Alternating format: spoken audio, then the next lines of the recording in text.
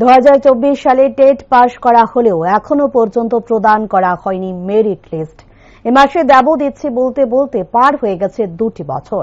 তবে অন্যদিকে লক্ষ্য করলে দেখা যায় বিভিন্ন বিদ্যালয়গুলিতে শিক্ষক স্বল্পতা এতটাই বৃদ্ধি পেয়ে চলছে যা প্রতিদিন খবরের শিরোনামে উঠে আসে।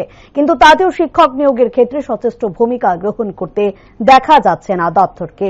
বর্তমানে দ্রুত মেরিট লিস্ট প্রদান করে নিয়োগের ব্যাপারে সচেষ্ট ভূমিকা গ্রহণ করার দাবি রাখে বুধবার শিক্ষা ভবন ডেপুটেশন প্রদান করতে আসা টেট উত্তীর্ণ এক যুবক।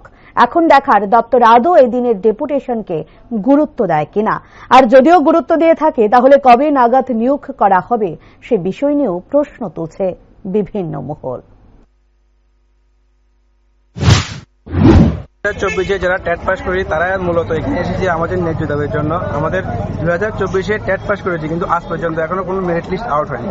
স্যার বলছে এই মাসে দেবে না, এই মাসে দেবে না, এই মাসে দেবে। এখন আমাদেরকে নতুন করে কেসে ফাঁসানো হচ্ছে যে নতুন করে হাইকোর্ট রায় দিয়েছে কিনা জানি এনওএস, তারা কেস করেছে, তার সঙ্গে একসঙ্গে আমাদেরকে রিক্রুটমেন্ট করবে। এইভাবে করতে করতে করতে আমাদের অলরেডি রিক্রুটমেন্ট পিছিয়ে যাচ্ছে। কিন্তু দেখা গেছে কি বর্তমানে বিভিন্ন স্কুলগুলিতে শিক্ষক স্বল্পতা রয়েছে, প্লাস প্রত্যেক দিন কোনো না কোনো স্কুলে ছাত্রছাত্রী আন্দোলন করছে শিক্ষকের জন্য, কিন্তু নিয়োগপত্র নেই। প্লাস আমরা কিন্তু এখন ওভারেজ হয়ে যাচ্ছি, ওভারেজের পথে, কিন্তু আমাদের কোনো নিয়োগপত্র নেই।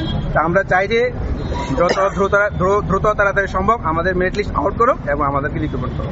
কতজন রয়েছেন আপনারা 2024-এ?